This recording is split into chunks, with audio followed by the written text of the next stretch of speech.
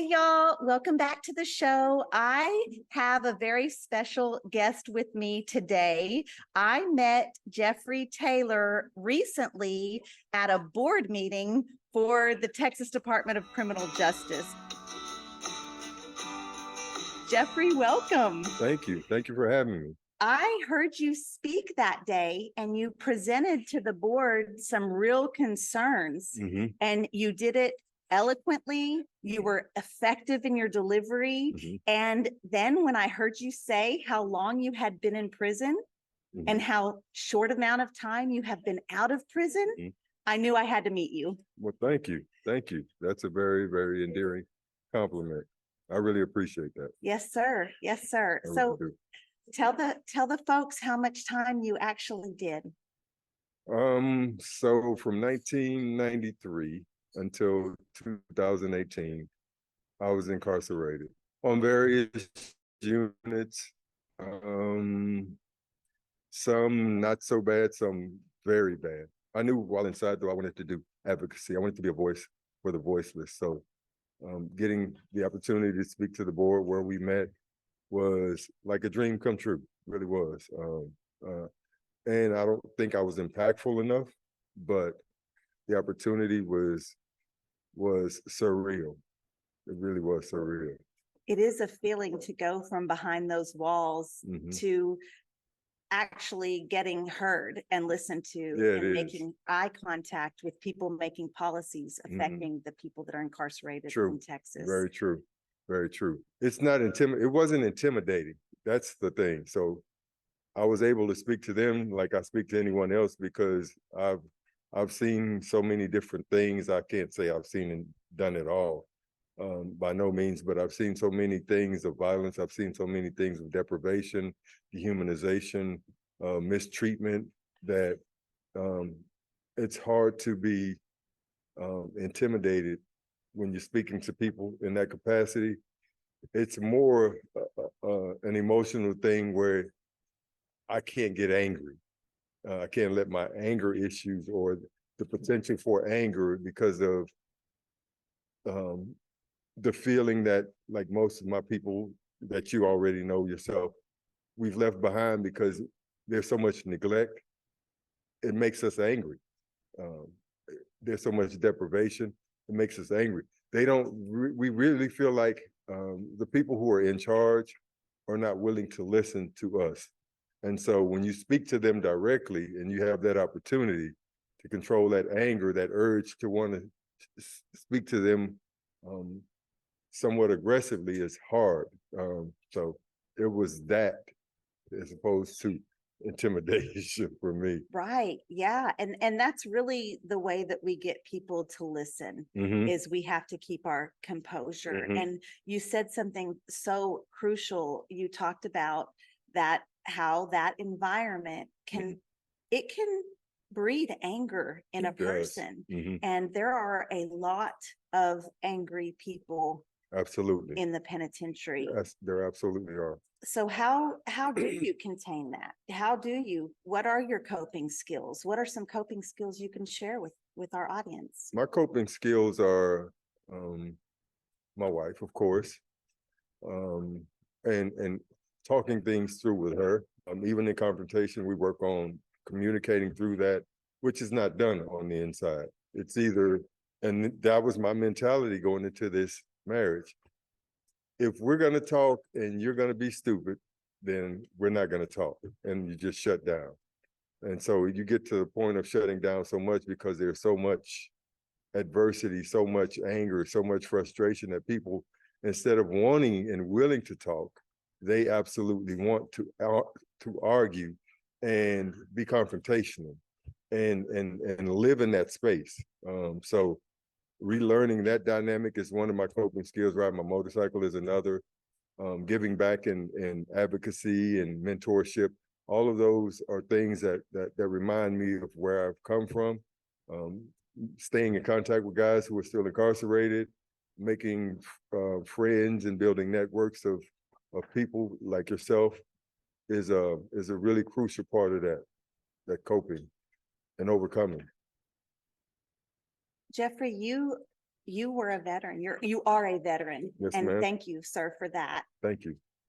I often get feedback on social media when I'm talking about prison conditions, that when people say, well, we have veterans that need help. And yes, this is true.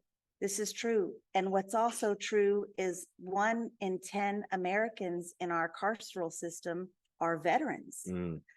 So we have veterans on the inside that need help too. And it's all of that. It's like that trauma circle, right? And so you do some things for veterans now. Would you like to talk about that? I'm just getting into the capacity of, so I just completed mental health training so I can get my certification so that I can deal with the mental health and the real mental health of veterans.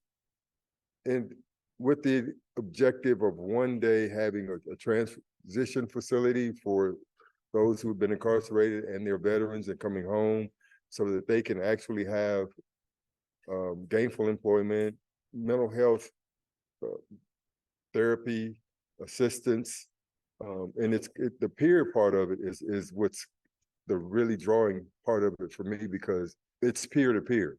It's not clinician to client. It's not therapist to client. It's peer to peer, where our stories are those are the things that qualify us to help each other and to allow that person to figure out with my assistance what their solution is to their problem.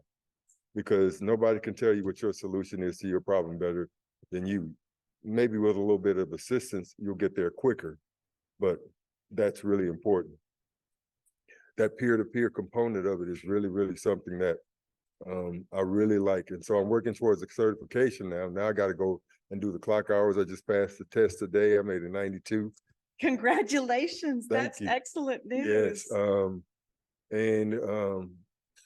I can't stress enough the support that I had while I was incarcerated with my sister, my brother, with my father who passed away of COVID in 20, and my wife. My wife was right there taking the test with me.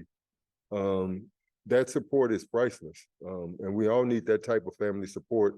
And when we don't have it, then we need support from other areas. And so my objective is to be able to support formerly incarcerated, justice involved people with transition, with job training, with stuff.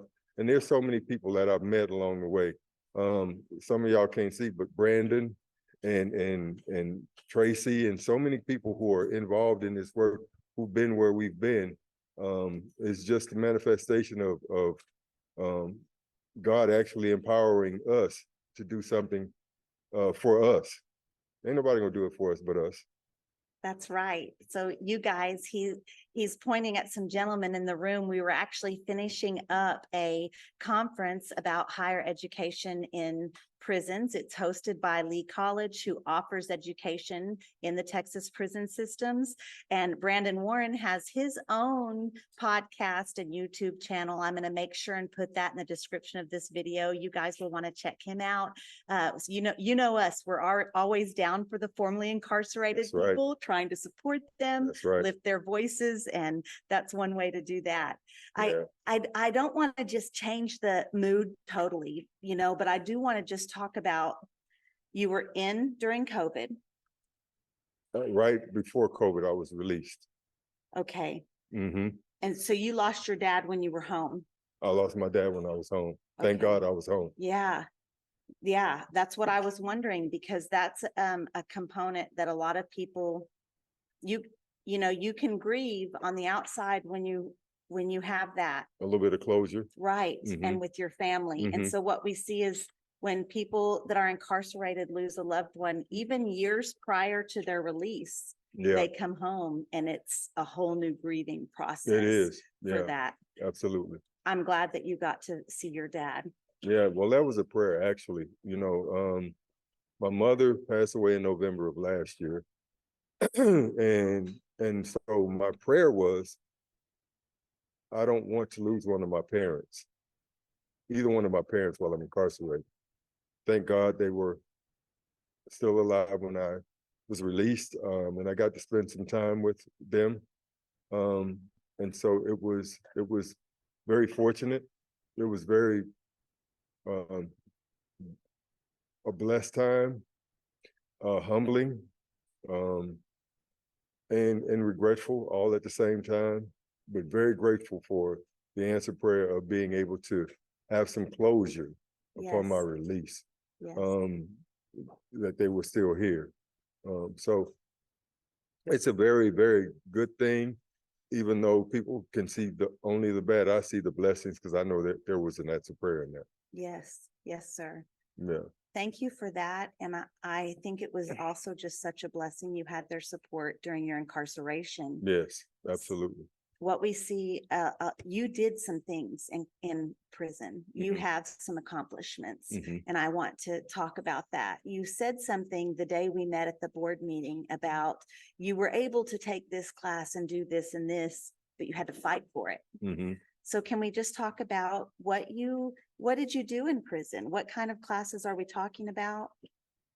So in prison, you have the opportunity to, especially when you do decades.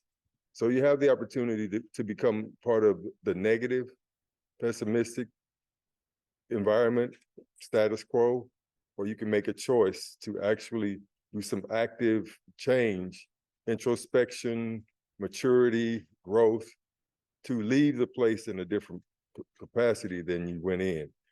Prepare yourself for society. So whenever that opportunity presents itself, you're prepared more for success than failure.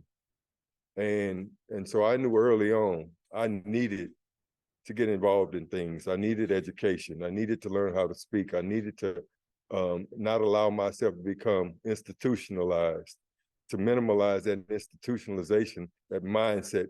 I heard someone say earlier when they were talking, they looked at some institutionalized people and they said, I don't want to become that. That was me. I didn't want to become that institutionalized person who just became part of the system, and the system dictated to them when they thought. And any disruption in the normal activities of the day would shake them because they were so institutionalized. You know what I'm talking about? Absolutely. You know, if Pill Window was called a little bit late, they were at the bars fussing at the guard about why they didn't call Pill Window, all of those types of things. So I looked at all of those things, and so I became a peer educator. I got college degrees. I became a Toastmasters member. I played the drums in the chapel for the church, and I learned the skill of leather crafting, which is a business that I've actually started here recently in the startup phase of that. And it's called Anything Leather. Anything Leather. How can we find you for that? Anything Leather. If you'll, my email address, y'all forgive me. Okay. Because technology is a little bit challenging for me sometimes, because I left when there were pages and I came home with cell phones. So that's a little bit challenging. So my email address is for that is jt@anythingleather.net. jt@anythingleather.net. I'll make sure and put that in the description of this video as well, because we want to see what you're doing. You do custom orders and that kind of thing? So the objective overall is to actually be able to have a client go online, contact me by way of either email or call, and describe whatever article they may want, custom, whether it be custom or collaboration between the client and myself, where they can get a bag custom made, they can get a belt, they can get basically anything leather, business card holder, koozie, anything that we like. And you know, we all like our own stuff. Nobody wants to have something that's off the shelf. Right. And it's handcrafted and handmade. I do it myself. And it's my objective to provide quality products. And I'm a veteran, 100% veteran-owned business at that. So I want to be able to provide quality products to people who couldn't otherwise afford quality products, but also provide products that you can be proud of when you hold, you know, you had a part in designing it. You know, there's no one else on the planet Earth that's carrying one like that. So that's my objective. I love that, and I definitely support that. I'm excited to see where that goes. That sounds like I'm already thinking about who in my family might need that kind of gift for Christmas. Like, all these things are going. So that's incredible. And that's a skill that you learned. You were able to take that skill from prison and apply it to real life, which is truly amazing. Yes. I wanted to, my wife, I made that for my wife. I just recently made that for her. This is a bag that I made for my wife. And her cell phone holder is actually on the strap. So if she wanted to take it off, she could. But let me see. This looks like a designer bag. Well, thank you. Yeah, it's beautiful. I want to make sure and you guys get a good look at that. It's beautiful. And it looks like a department store, like I purchased it like at a Neiman. I want to talk about, you got a couple college degrees. 3. You got 3 degrees. Mhm.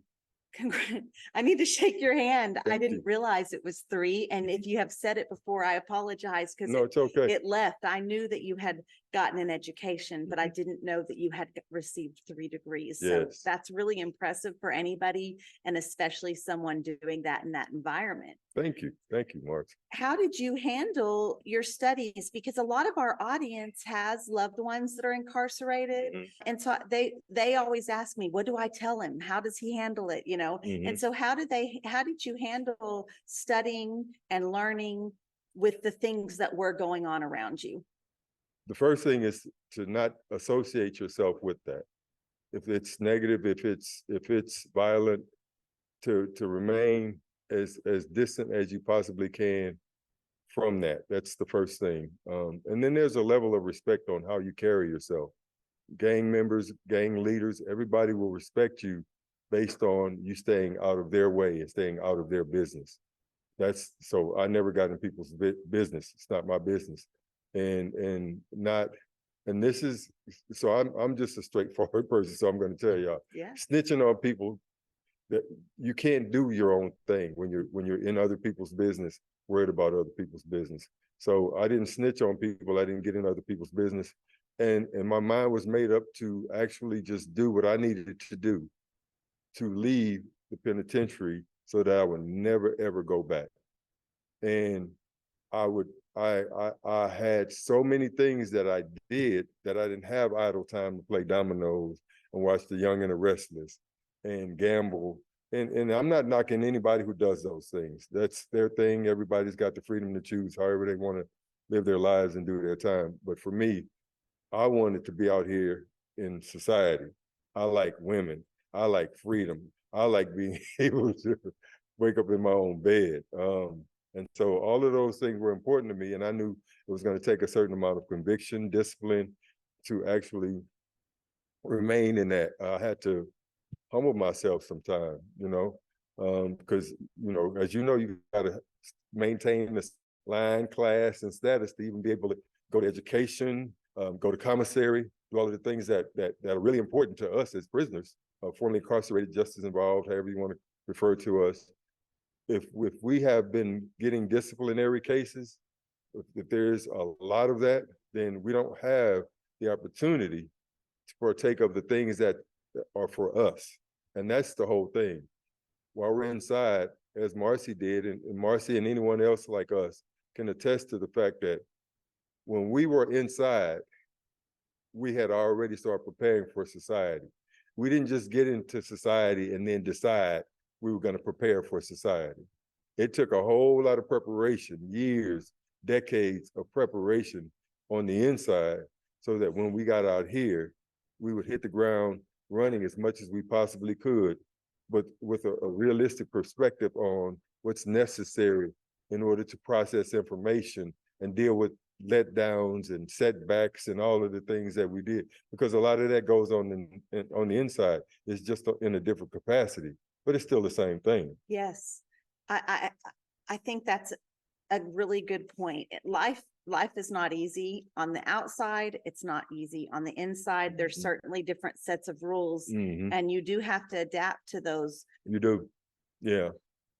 And in your adaptation of it, when you're adapting to all of those things, because we're adaptable creatures, period. So we adapt to our environment. Some adapt better than others, but in our adaptation, there still has to be a level of conviction for the individual to want a better life, to want a better surroundings, to want a better circumstances for themselves, to want better than what they're looking at day in and day out, with child times and meal substitutes being cheese and peanut butter, and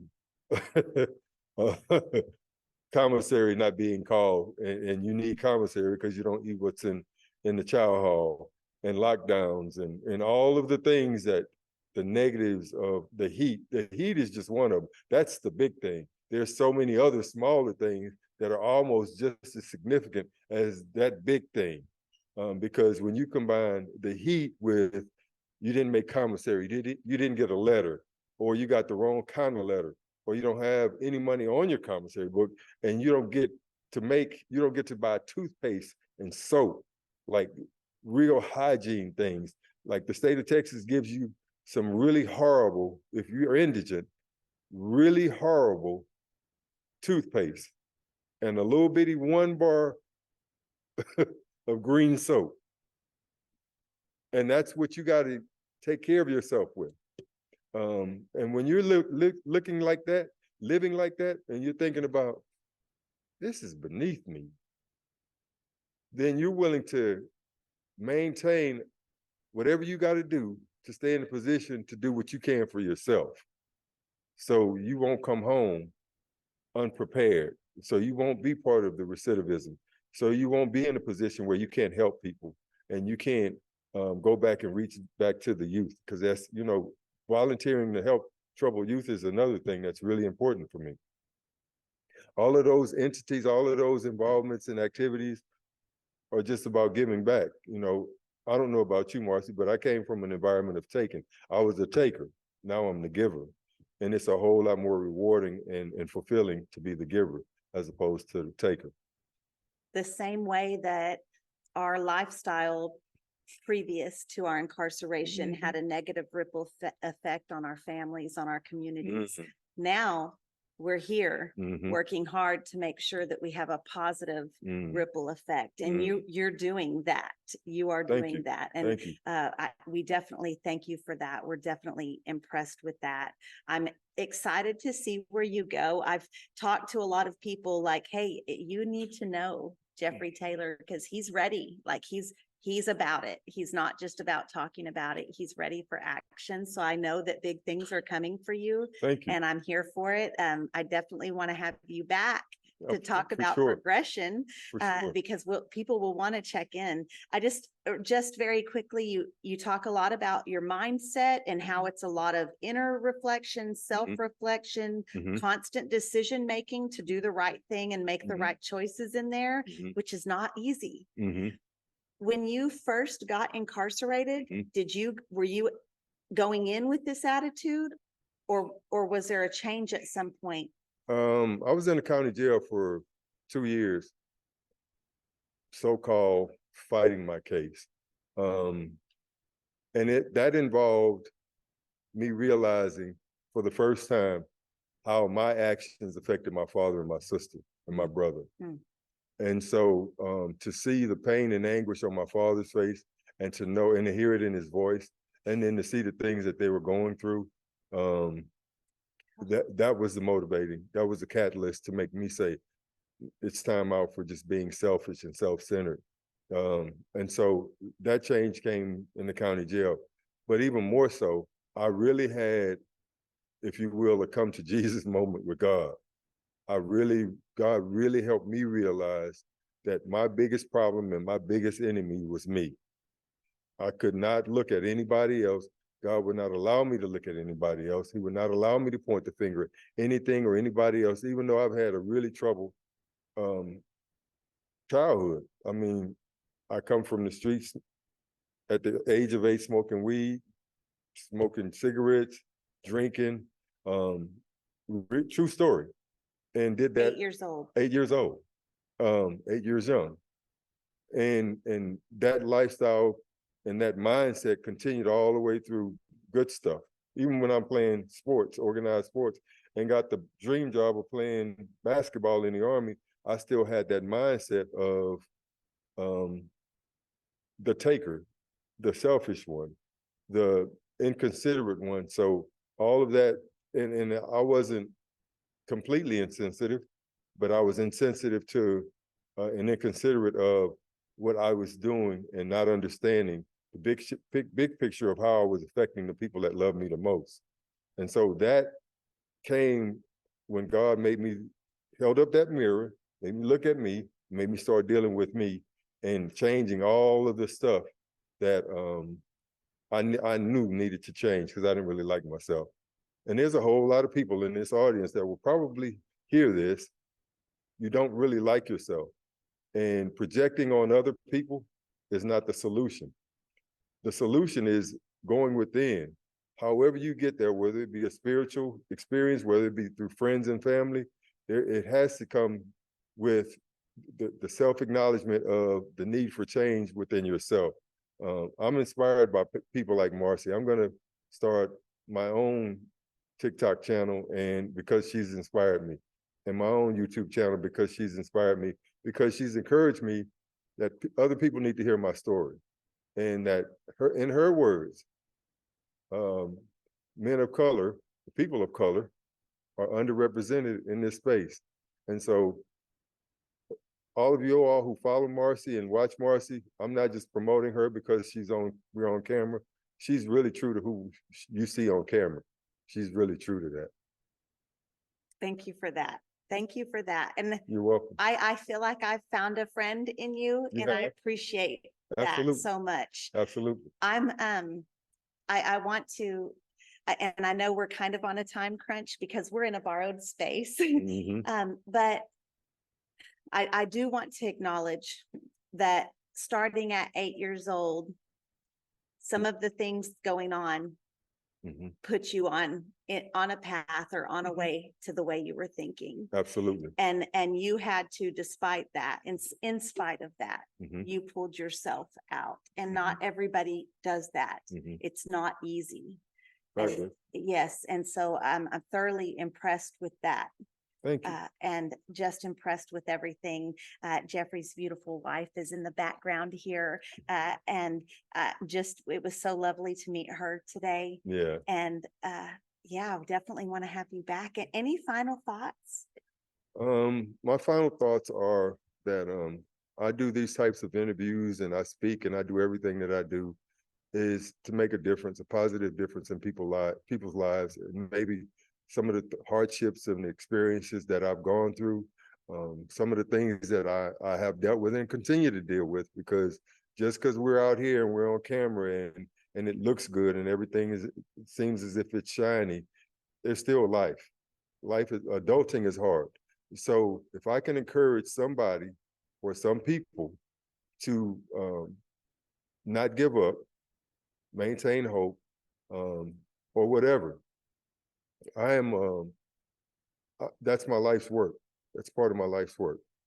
And I appreciate people like Marci and so many others who are actually, we're getting into these spaces where we're going to make a difference, and we're going to change things, and we're going to stop this mass incarceration animal from eating up our neighborhoods and eating up our communities and destroying our lives and our families' lives and stealing our youth away from us. Like my youth was stolen from me and so many other people, so that we can actually change the narrative, the dynamic, and the outcome of people's lives.